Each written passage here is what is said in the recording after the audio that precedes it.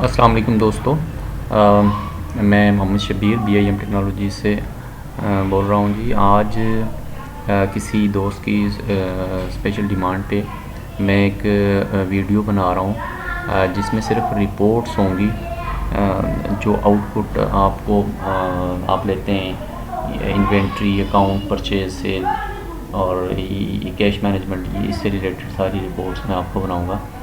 क्योंकि इंस्टॉलमेंट की जो एक अलग से हमने वीडियो बनाई हुई है उसमें सारी इंस्टॉलमेंट की डिटेल है। तो इस साइट की सिर्फ रिपोर्ट्स इस वीडियो में मैं कवर करने वाला हूँ। स्टार्ट करते हैं जी। हमने ये परचेज़ मॉड्यूल में आ गए, ठीक है। परचेज़ मॉड्यूल में यहाँ पे आपने परचेज़ इनवाइस डालनी होती है, क्योंकि अभी मैं आपको रिपोर्ट्स दिखाता हूँ इसकी। ये रिपोर्ट्स में मैं आ गया।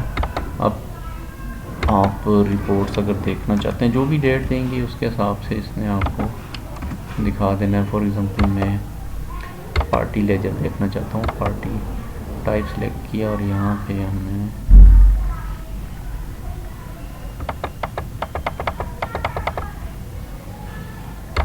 देखते हैं इसमें कोई डाटा पड़ा हुआ है नहीं। ये आ गया आपका, ये सप्लायर लेजर आ गया आपका, ठीक है। इसका ये जो है ना 9,98,390 रुपये, ये इसकी पहले बैलेंस है, प्रीवियस बैलेंस है, और आगे बाकी एक्टिविटी हुई है, ठीक है, पेमेंट हुई है, और आगे जो भी आपने परचेज़ वगैरह की है इसके साथ, और ये सारी इस तरह ये आपका लेजर आ गया, सप्लायर लेजर, ठीक है। उसके बाद यहाँ पे आप लिस्ट भी देख सकते हैं। आप वेंडर, सब वेंडर की आपकी लिस्ट आ जाएगी। इसमें टोटल आपका जो पेबल होगा वो आपको दिखा देगा। वेट, हाँ जी, ये आ गई, ये आ गई सप्लायर लेजर, ठीक है। ये सारे जितने भी आपके वेंडर्स हैं, इनके अगर क्रेडिट बैलेंस है या डेबिट बैलेंस है वो आपको दिखा देगा। आप उम्मीद है मुझे समझते होंगे क्रेडिट बैलेंस या डेबिट बैलेंस का क्या मतलब है। डेबिट बैलेंस अगर है तो वो आपका यानी रिसीवेबल है, आपकी एक्स्ट्रा पेमेंट गई हुई है वेंडर की तरफ, और अगर क्रेडिट बैलेंस है तो आपकी वो लाइबिलिटी है, ठीक है जी। ये ऐसे लिस्ट आ जाएगी आपकी। एंड पे आपका टोटल जो आपका जो रिसीवेबल है, सॉरी पेबल है, वो 35,10,000 ये आपकी अमाउंट दिखा रहा है, ठीक है जी। तो क्लोज सकते हैं। इसी तरह आप परचेज़ रिटर्न भी दिखा सकते हैं। अब 1 बाई 1 सारी रिपोर्ट्स दिखाऊंगा तो it will take lot of time. तो ऐसे ही ये रिज़ल्ट सारा दिखाता है। परचेज़ रिटर्न में पार्टी वाइज परचेज़ आप देख सकते हैं, item wise purchase, brand wise purchase, category wise purchase. Category mean कि आपने जो आइटम की आइटम को कैटेगराइज किया होता है, मसलन होम अप्लाइंसेस है, बाइक्स हैं, या इसकी सब कैटेगरी अंदर फर्दर जाके बाइक्स की एक अलग कैटेगरी आ गई है, व्हीकल की इसकी मेन कैटेगरी होती है। तो ऐसे कैटेगरी वाइज आप रिज़ल्ट देख सकते हैं। वेंडर लेजर, समरी लेजर भी आप देख सकते हैं। उसके बाद परचेज़ लेजर मैं आपको दिखा देता हूँ। परचेज़ लेजर आपको ऐसे दिखाएगा। ये आ गया जी आपका। अब ये कैसे दिखा रहा है आपका डेट वाइज। अब सम करेगा, आपको इनवाइस का सम भी दिखाएगा, और डेट, उस डेट में जितनी इनवाइसेस हुई हैं टोटल वो भी आपको दिखा रहा होगा। देखिए 2/10/21 को ये इनवाइस नंबर 363 है, इसमें 2 आइटम हमने परचेज़ किए हैं, ठीक है। ये इतनी अमाउंट बनती थी, टोटल आइटम ये बनते हैं। उसके बाद अगली इनवाइस है। इसी तरह मैं आपको दिखाना चाह रहा हूँ कि अगर एक ही डेट में मल्टीपल इनवाइसेस हो, लाइक दिस।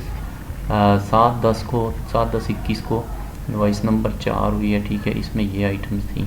उसके बाद इनवाइस नंबर 40 भी इसी डेट में हुई है, और ये एंड पे अगर आप देखें इनवाइस वाइज टोटल आपको दिखा रहा है, फिर डेट वाइज टोटल दिखा रहा है, यानी इस डेट में जितनी भी टोटल इनवाइसेस का सम वो आपको दिखा रहा होता है, ठीक है। इसी तरह एंड पे अगर जाएंगे तो टोटल रिपोर्ट का सम, मतलब जो भी इस डेट में जितनी भी अमाउंट आपने परचेज़ की है, टोटल अमाउंट की परचेज़ जितनी भी हुई है वो आपको दिखाएगा।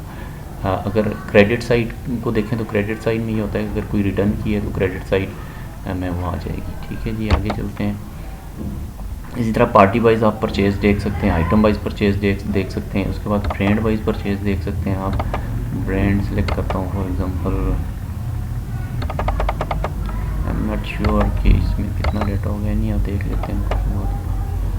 ये आ गई जी ब्रांड वाइज। ब्राइटो में इस डेट में ये हमने ब्राइटो ब्रांड जो है इससे परचेजेस की हुई हैं, ऐसे आपको दिखा रहा है, ठीक है। इसी तरह कैटेगरी वाइज इस साइड पे ये आपकी परचेजेस का रिज़ल्ट दिखाएगा। इस साइड पे आपका परचेज़ रिटर्न की डिटेल है। परचेज़ का कंप्लीट हो के आगे चलते हैं। अब मैं आप सेल्स का दिखाता हूँ। सेल्स में रिपोर्ट्स में आ जाएंगे। एक मैं आपको बात बताऊँ कि इसमें अल्हम्दुलिल्लाह सॉफ्टवेयर में कोई किसी किस्म का अगर मैं एंट्री करके आपको दिखाता हूँ तो it will take lot of time, बहुत ज़्यादा लंबी हो जाएगी वीडियो। तो इसमें ये तकरीबन 15-16 साल से मार्केट में सॉफ्टवेयर चल रहा है, तो इसमें एरर कोई भी नहीं है। 100% श्योरिटी मैं आपको दूंगा, इस चीज़ की एरर नहीं है, इसमें बग्स नहीं है।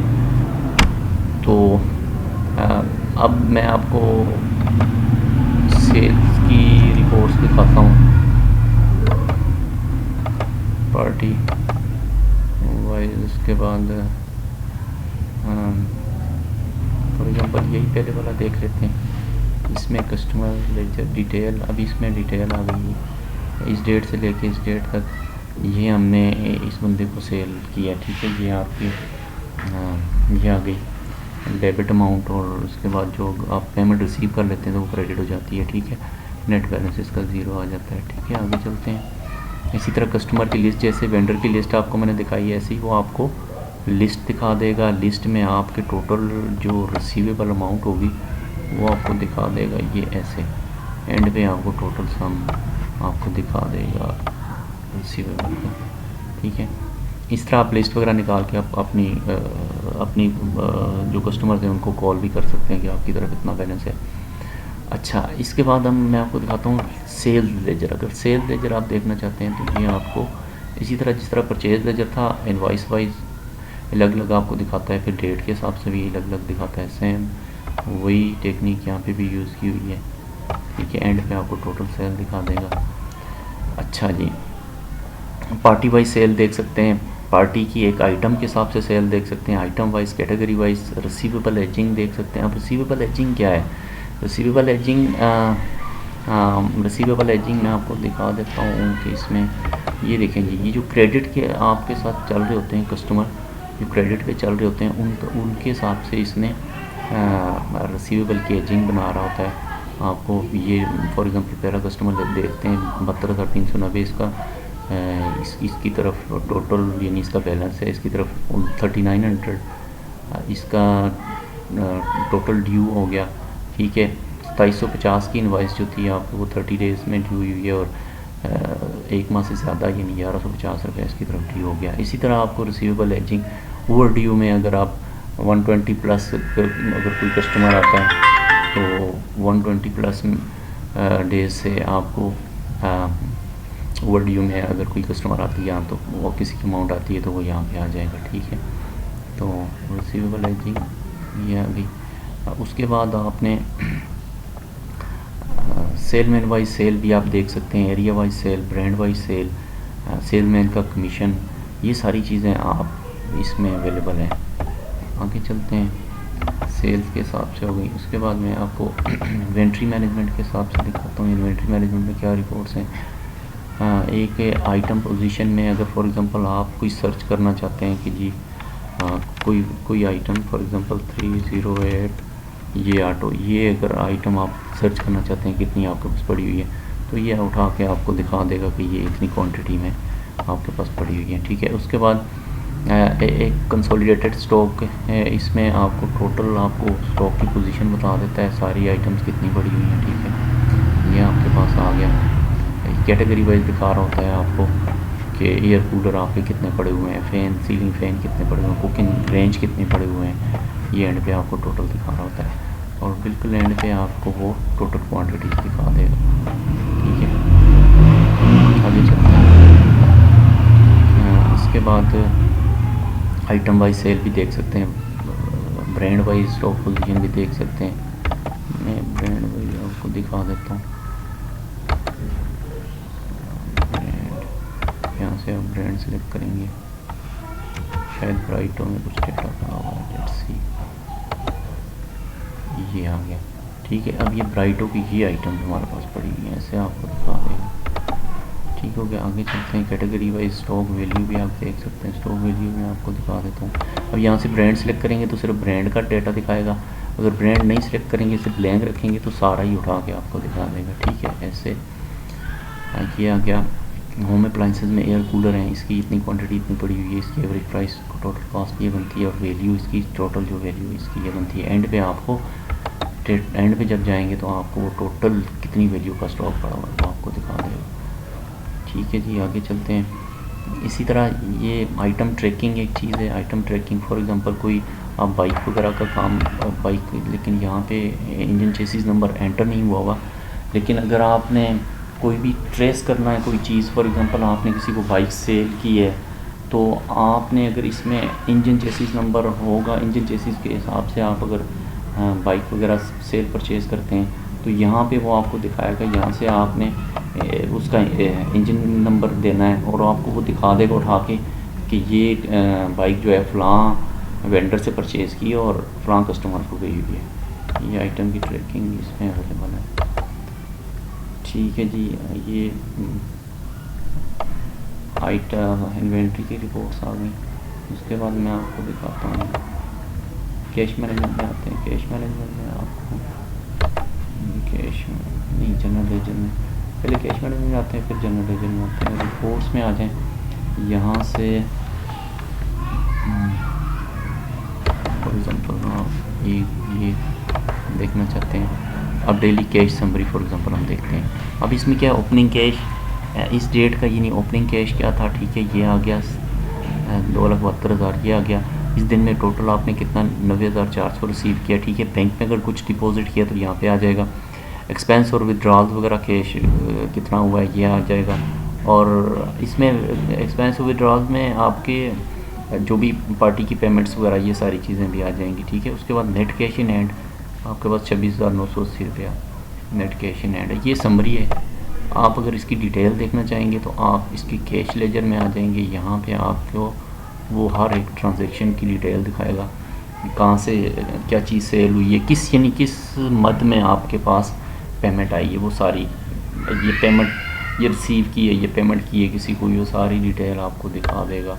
एंड पे आप अगर जाएंगे तो आपको ये दिखा रहा है जी कैश सेल आपने 40,400 की किया है, रिसीव आपने 44,000 किया, एक्सपेंस आपने इतने किए हैं, कैश पेमेंट आपने इतनी की हैं।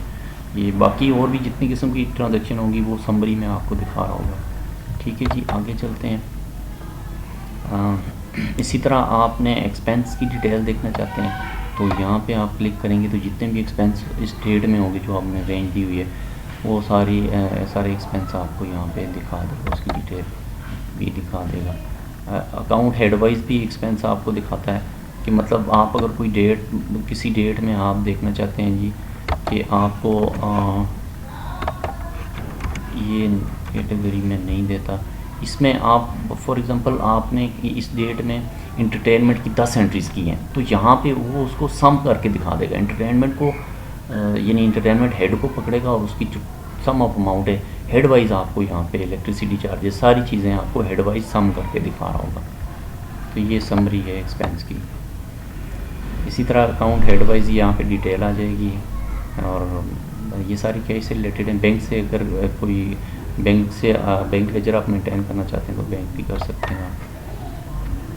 ठीक हो गया, ये आपकी यहाँ पे बैंक वगैरह डिफ़ाइन करते हैं। बाकी चीज़ें तो पेमेंट रिसीव वगैरह ये सारी चीज़ें हैं। मैं एंट्रीज़ की तरफ नहीं जाना चाह रहा। और अब कैश मैनेजमेंट हो गया, अब जनरल लेजर पे आते हैं। इसमें आपकी फाइनेंशियल इंफॉर्मेशन आ रही होती है जीएल में। और यहाँ पे मैं आपको सेल प्रॉफिट शीट दिखा देता हूँ। यहाँ पे आप पासवर्ड दोगे, ये शीट है आपकी, सारी डिटेल आपको इसमें दिखा देगा कि आपने जो सेल्स की है उसकी आपने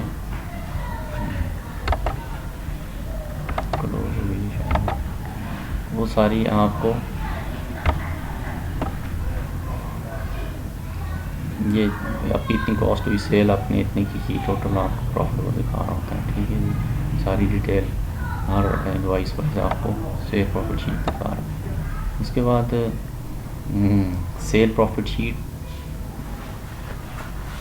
डिफरेंट एंगल से आप देख सकते हैं। प्रॉफिट शीट आप पार्टी वाइज भी प्रॉफिट शीट देख सकते हैं, आइटम वाइज भी प्रॉफिट देख सकते हैं, ब्रांड वाइज प्रॉफिट देख सकते हैं, कैटेगरी वाइज प्रॉफिट देख सकते हैं। ठीक है, उसके बाद डे बुक एक चीज़ होती है। डे बुक में आप जो डेट दी हुई है हमने, इसमें जो भी एक्टिविटी हुई है आपकी, जैसे देखें पहली ब्राइटो से आपने परचेजिंग की है कोई 1,40,600 की, इसी तरह आपने किसी को कैश पेमेंट किया या कैश आया है, यानी जो जो आपके अकाउंटिंग हेड इस डेट में यूज़ हुए हैं वो एंट्रीज आपको वो दिखा देगा डे डे बुक में, ठीक है। उसके बाद जनरल अकाउंट में ये कोई भी आप जो जो आपके एम्प्लॉयज़ हैं उनका लेजर वगैरह ये सारी चीज़ें, अकाउंट रिसीवेबल पेबल, इसी तरह ट्रायल बैलेंस है, profit and loss account, balance sheet है, इनकम स्टेटमेंट आपकी आ जाएगी जो भी आपके महीने में, जो भी मैं आपको दिखा देता हूँ।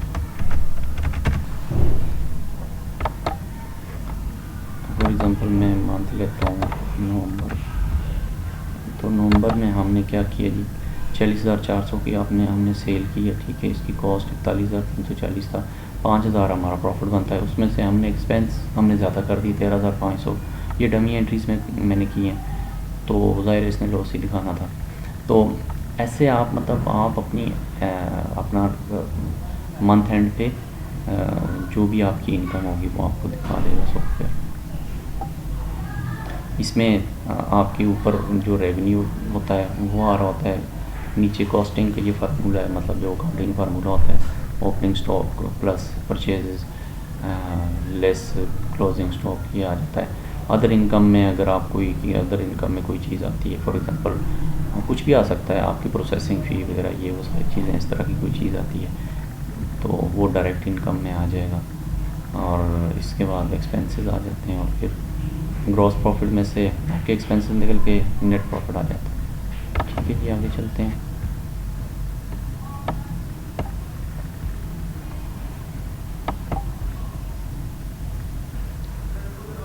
HR पेरोल में आप अपनी एम्प्लॉयज़ की स्लिप वगैरह ये चीज़ें बना सकते हैं।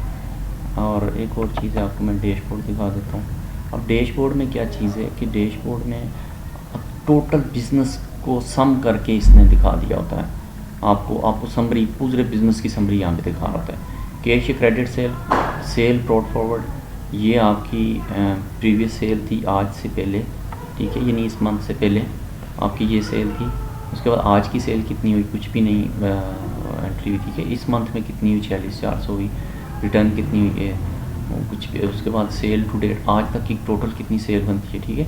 फिर HP सेल, इसी तरह आपको असल में ये HP से ये जो जिसका डेटा जो मैं आपको दिखा रहा हूँ ये इंस्टॉलमेंट वाला कस्टमर नहीं है मेरा कस्टमर, यानी इंस्टॉलमेंट पे ये लोग नहीं करते। तो मैं आपको किसी दूसरे यूज़र से कनेक्ट करके तो मैं वो इंस्टॉलमेंट की चीज़ें आपको दिखा देता हूँ।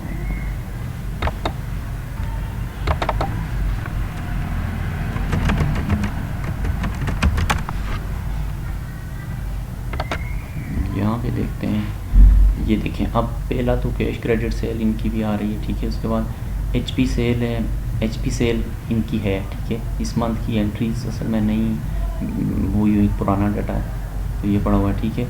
उसके बाद HP सेल कलेक्शन, पहली की कलेक्शन ये आज की इतनी कलेक्शन, मंथली इस महीने में कितनी कलेक्शन, कितना मंथली एडवांसेस कितने आए हैं, ठीक है। कलेक्शन टू डेट आज तक की कितनी कलेक्शन है, ठीक है। उसके बाद कैश का हिसाब है जी, ओपनिंग कैश क्या था। उसके बाद उसमें जो ऊपर वाला पोर्शन में कैश से जो यानी कैश जिस सोर्सेज से इन हुआ है वो सारे हैं, यानी processing fee, pro advance, HP sale advance आया है, इंस्टॉलमेंट कलेक्शन हुई, कैश सेल आपने कितने की, या अदर रिसीट्स जो आई हैं, मतलब आप अगर क्रेडिट सेल करते हैं तो वो जो कस्टमर की रिसीट्स वगैरह जो पेमेंट आपको रिसीव कर रहे होते हैं जो पेमेंट वगैरह, वो फिर एम्प्लॉय ने अगर कोई एडवांस दिया है, यानी कोई भी एडवांस भी हो सकता है, रजिस्ट्रेशन फ़ी वगैरह जिस यानी कोई भी किसी भी मद में आपको अगर कैश इन हुआ तो ऊपर दिखा देगा। नीचे आउट वाली है, प्रोसेसिंग फ़ी कोई दिया, किसी ने रिफ़ंड कर लिया, ठीक है, वापस ले लिए। कैश सेल रिटर्न हुआ, कैश पेमेंट अगर की है, एम्प्लॉयज़ के एडवांसेज हैं, डेली एक्सपेंस जो हुए हैं, कैश पे जो परचेज़ किया हुआ है वो सारी है, नेट आपको क्लोजिंग कैश इन एंड आपको दिखा देगा, ठीक है। फिर HP रिसीवेबल, यानी जो बैलेंसेज हैं, जो इंस्टॉलमेंट कस्टमर के जो बैलेंसेज हैं उनको वो कर होता है। 2 डेज़ सेल, आज की कितनी सेल है, एडवांस कितने लिए है, 2 डेज़ रिसीवेबल, आज कितने कस्टमर बने करंट मंथ। उसके बाद टोटल रिसीवेबल अमाउंट कितनी बनती है इसमें ऐड करके दिखा देगा। और करंट मंथ कलेक्शन कितनी हुई और डिस्काउंट कितना दिया, अगर ये करंट मंथ की कलेक्शन डिस्काउंट होता तो इसमें ये इसको माइनस करके इसमें नीचे आपको जो बैलेंस नेट बैलेंस था वो आपको दिखा देना।